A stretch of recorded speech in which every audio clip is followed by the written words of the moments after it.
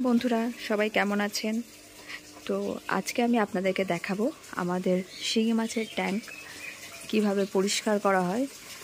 আর এই দেখুন, জলগুলো খারাপ হয়ে গেছিলো, ওই জন্য সমস্ত জলকে প্রথমে বের করে আবার এই যে জল ভরা হচ্ছে। দেখুন আপনারা, এই দেখুন মাছগুলো কেমন সাইড হয়েছে দেখুন, আর চারিদিকে কেমন কিলবিল করছে।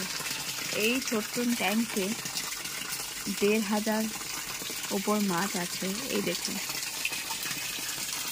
এই সাদা সাদা পাইপগুলো দেওয়া আছে যাতে মাছেরা ওটার মধ্যে লুকিয়ে থাকতে পারে। আর এই যে দেখুন,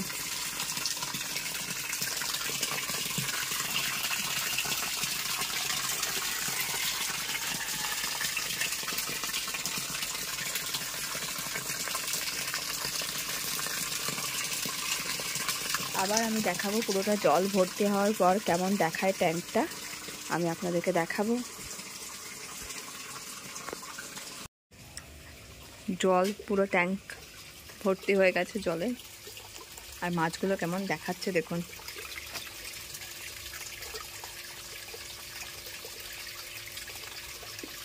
কেমন কিলবিল করছে চারিদিকে।